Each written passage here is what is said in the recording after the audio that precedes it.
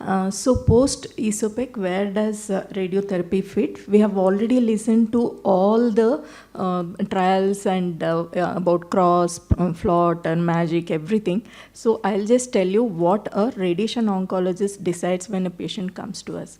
So if for a fit patient, going to be radically treated patient, we just look up where the disease is. Is it above the carina or below the carina?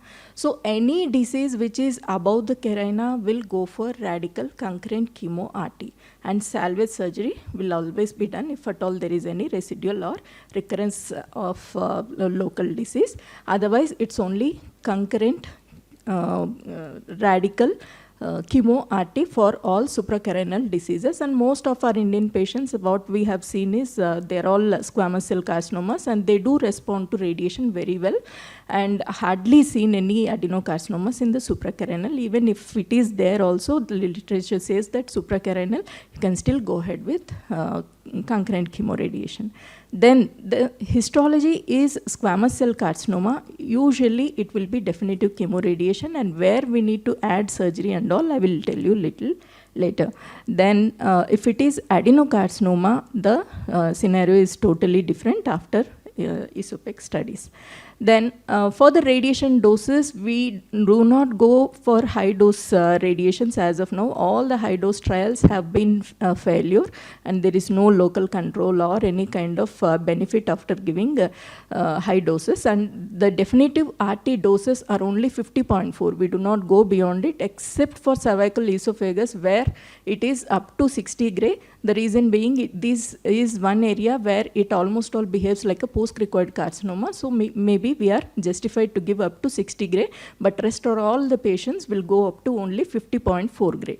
And then if we give neoadjuvant chemo-RT according to the cross protocol, it is only 41.4 gray. But what we see in some of the patients is, due to their social reasons and all, they might be slipping off from without undergoing the surgery. So can we give 50.4 and put them on salvage surgery is also a topic of discussion. And in fact, I've asked all the major surgeons across the city, T.S. Rao sir, everyone are comfortable whether it is 41 gray or 50 gray. It doesn't add much morbidity by increasing 10 gray of radiation. So palliative RT doses, mostly 30 gray in 10 fractions. This gives a better palliation rather than 20 gray in 5 fractions. Of course, where patient is not fit enough, then we go for. Then the two dilemmas where we have for a squamous cell carcinoma, if at all you have a resectable squamous cell carcinoma which is below the carina, and in this situation is a definitive chemoradiation followed by salvage surgery is enough, or should we do the cross protocol as we have been doing it till now? Then the other dilemma is for the adenocarcinomas, whether pre-op chemotherapy or cross protocol has to be, does cross still have any place in adenocarcinomas for the lower end of esophagus?